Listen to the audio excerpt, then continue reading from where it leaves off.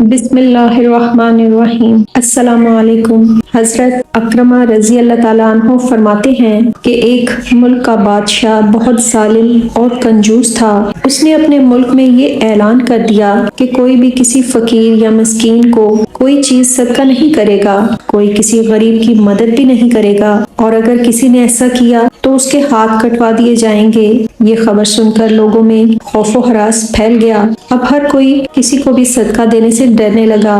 ایک دن ایک فقیر اپنی بھوک سے مجبور ہو کر ایک عورت کے پاس آیا اور کہا کہ اللہ کی رضا کی خاطر مجھے کچھ کھانے پینے کے لیے دے دو۔ تو وہ عورت بولی، ہمارے ملک کے بادشاہ نے اعلان کیا ہے کہ جو کسی کو کوئی صدقہ دے گا تو اس کے ہاتھ کٹوا دیے جائیں گے۔ فقیر نے کہا، تم مجھے اللہ تعالیٰ کی رضا کی خاطر کچھ بھی کھانے کو دے دو۔ عورت کو اس فقیر پر بہت رحم آیا اور اس نے بادشاہ کی بات کی پرواہ کیے بغیر اور سزا کی پرواہ کیے بغیر اللہ کی رضا کے لیے اس فقیر کو 2 روٹیاں دے دیں۔ وہ فقیر اس عورت کو دعائیں دیتا ہوا وہاں سے چلا گیا۔ جب بادشاہ کو معلوم ہوا تو اس نے اس عورت کی طرف اپنے سپاہی بھیجے اور اس عورت کے دونوں ہاتھ کٹوا دیے۔ کچھ عرصے کے بعد بادشاہ نے اپنی ماں سے کہا کہ مجھے کسی ایسی عورت کے بارے میں بتاؤ جو بہت خوبصورت ہو اور میں جس سے شادی کر سکوں۔ تو اس کی ماں نے کہا، ہمارے ملک میں ایک ایسی خوبصورت عورت رہتی ہے کہ میں نے اس جیسی عورت آج تک نہیں دیکھی، لیکن اس میں ایک عیب یہ ہے کہ اس کے دونوں ہاتھ کٹے ہوئے ہیں۔ اس بادشاہ نے سپاہیوں کو حکم دیا کہ فلاں عورت کو میرے پاس لے کر آؤ۔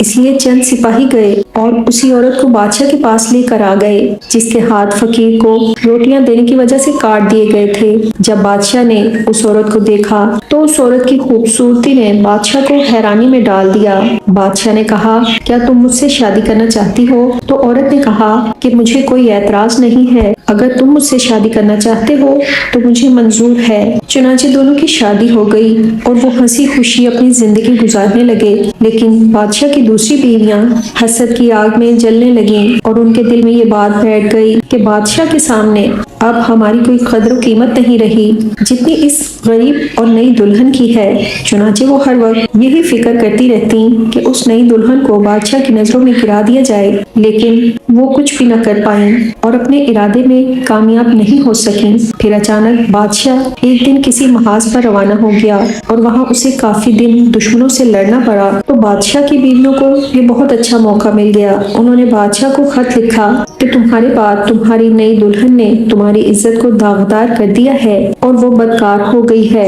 اس کی بدکاری کے نتیجے میں اس کے گھر بچہ بھی پیدا ہو گیا ہے۔ جب بادشاہ کو یہ خط ملا تو وہ آگ بگولا ہو گیا اور اس نے فوراً اپنے قاصد کو یہ پیغام دے کر اپنی والدہ کے پاس بھیجا کہ اس بدکار عورت کو اس کے بچے سمیت میرے ملک سے نکال دو اور اس کے گلے میں کپڑا باندھ کر بچہ اس میں ڈال دو اور انہیں کسی جنگل میں چھوڑ آؤ۔ اس کی ماں نے ایسا ہی کیا اور اس کے گلے میں کپڑا ڈال کر بچہ اس میں ڈال دیا۔ پھر اسے ملک سے دور ایک جنگل میں چھوڑ دیا گیا۔ اب وہ بیچاری تنہا جنگل میں رہ گئی تھی، لیکن اسے اپنے رب سے کسی قسم کا کوئی شکوہ نہیں تھا۔ وہ اپنے رب کی رضا پر راضی تھی۔ وہ بیچاری اسی طرح جنگل میں گھومتی رہی۔ اسے بہت شدید پیاس محسوس ہو رہی تھی۔ آخر دور اسے ایک نہر نظر آئی۔ وہ نہر پر گئی اور جیسے ہی پانی پینے کے لیے جھکی تو اس کا بچہ گہرے پانی میں جا گرا اور ڈوبنے لگا۔ جب عورت نے اپنے بچے کو ڈوبتا ہوا دیکھا تو وہ رونے لگی۔ اتنے میں اس کے پاس 2 خوبصورت نوجوان آ گئے اور انہوں نے اس سے پوچھا کہ تم کیوں رو رہی ہو؟ تو اس عورت نے جواب دیا، میں پانی پینے کے لیے جھکی تو میرا بیٹا اس نہر میں گر کر ڈوب گیا ہے، میں اس کے غم میں رو رہی ہوں۔ ان دونوں خوبصورت نوجوانوں نے پوچھا، کیا تو چاہتی ہے کہ ہم تیرے بچے کو نکال کر لے آئیں؟ اس عورت نے بے تاب ہو کر کہا کہ ہاں، میں چاہتی ہوں کہ اللہ تعالیٰ مجھے میرا بچہ واپس لوٹا دے۔ نوجوانوں نے دعا کی اور اس کا بچہ نکال کر اسے دے دیا۔ پھر انہوں نے پوچھا، اے رحم دل عورت، کیا تو چاہتی ہے کہ تیرے دونوں ہاتھ تجھے واپس کر دیے جائیں اور تو ٹھیک ہو جائے؟